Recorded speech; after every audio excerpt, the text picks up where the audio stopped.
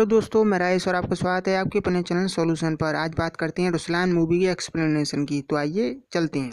Movie के शुरुआत में मुंबई 2004 का एक सीन दिखाया जाता है जिसमें कि लड़का गिटार बजाते हुए दिखाई देता है। ये लड़का मुस्लिम समुदाय का होता है और यहाँ पर एटीएस का छावा पड़ जाता है जिसमें कि कई लोग मारे जाते हैं और ये बच्चा आशा चाइल्ड होम में दे दिया जाता है, जहाँ पर कि एटीएस ऑफिसर समीर सिंह बच्चे को अडॉप्ट कर लेते हैं। और ये बच्चा जब लगभग 21 साल का हो जाता है तो इस्तांबुल 2024 की घटना दिखाई जाती है, जहाँ पर एक पाकिस्तानी आर्म डीलर्स की मीटिंग होती है।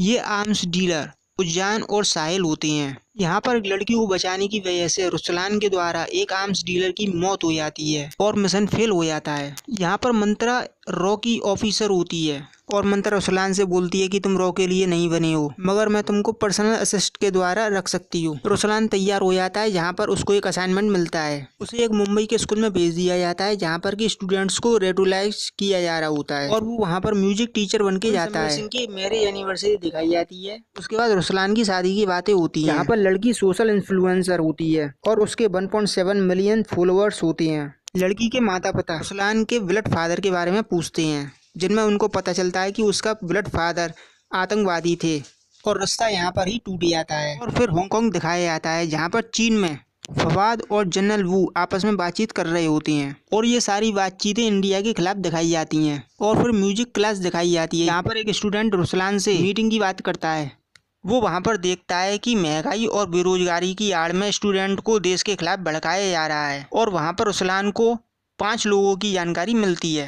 वो यह जानकारी मंत्रा को देता है और मंत्रा टीएस ऑफिसर्स को देती है। और फिर म्यूजिक फेस्ट में ब्लास्ट हो जाता है। रुसलान 3 सस्पेक्ट को पहचान लेता है और उनके पीछे चल देता है। वहाँ पर उसकी 4 लोगों से फाइट होती है और फाइट में जनरल वू का हिटमैन ली होता है। ली अपने साथ के स्लीपर सेल के लड़कों को मार देता है और वहाँ से फरार हो जाता है। और रुसलान वहाँ पर से एक मोबाइल लेकर के चला जाता है जो कि उन 3 लड़कों में से एक का होता है। रुसलान अपने फ्रेंड की हेल्प से उस फोन में से डाटा निकाल लेता है और एक वीडियो क्लिप मिलती है जिससे वो देखता है और उस वीडियो में से जनरल वू की गैस पाइपलाइन पता चलता है, क्योंकि फोन ऑन करने से उसकी लोकेशन रिवील हो गई थी। और कासिम के गुंडे वहाँ पर आ जाते हैं और उसके बाद वाणी, रुसलान और मंत्रा एक रेस्टोरेंट में जाकर के मिलते हैं, जहाँ पर की मंत्रा उसे एसेट वाले काम से हटा देती है और वाणी के इंस्ट्रक्शन फॉलो करने के लिए कहती है। और फिर रुसलान को कासिम का फोन आ जाता है और कासिम के द्वारा उसे पता चलता है कि एक अमेरिकन बिजनेसमैन को यहाँ पर मारा जा रहा है और उसे वो बचाने में सफल तो हो जाता है, मगर वो किचन में मारा जाता है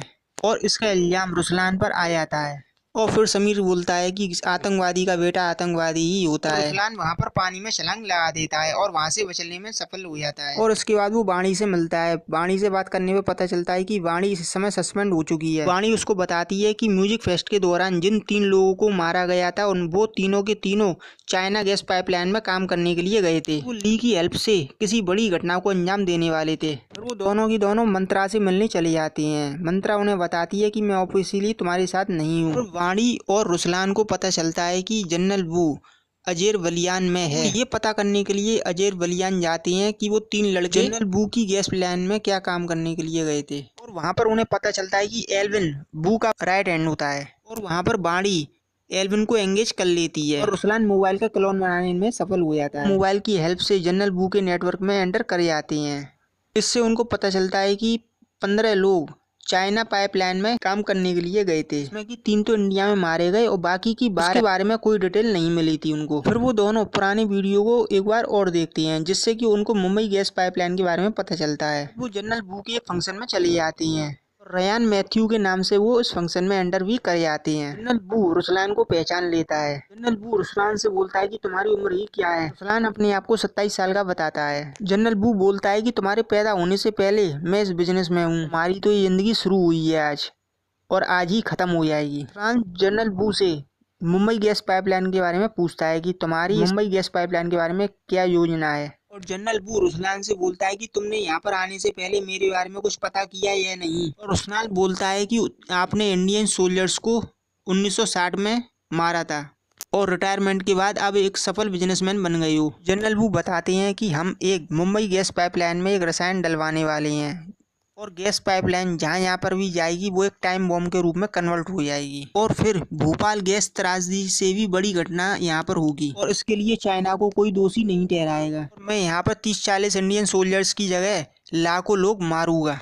और जनरल वू अपने साथियों को रुसलान को मारने के लिए कहकर चला जाता है और फिर फाइट होती है। रुसलान वहां से भागकर निकलने में सफल हो जाता है और फिर वो दोनों मंत्रा को फोन करते हैं, मगर ये फोन समीर उठाता है। समीर बोलता है कि अब मंत्रा इस दुनिया में नहीं है और अब रुसलान मुंबई गैस पाइपलाइन में रसायन मिलने से रोकने के लिए वहां पर आ जाता है और वहां पर उससे फाइट ली से होती है। ली मारा जाता है और रुसलान गैस लेवल को स्टेबल कर देता है और वहां पर समीर आ जाता है और समीर अपनी असलियत के बारे में बताता है और वह बताता है कि अमेरिकन बिजनेसमैन को उसने वहां पर मारा था।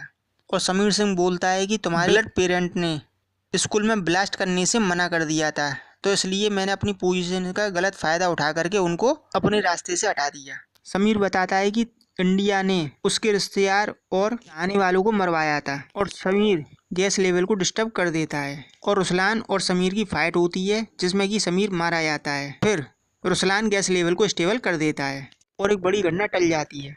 इसके बाद सुनील शेट्टी और रुसलान को दिखाया जाता है और रुसलान को रॉ में एक अच्छी पोजीशन मिल जाती है। अगर मेरा वीडियो आपको अच्छा लगा हो तो प्लीज़ मेरे चैनल को सब्सक्राइब कीजिए, लाइक कीजिए और कमेंट जरूर कीजिए। Thank you.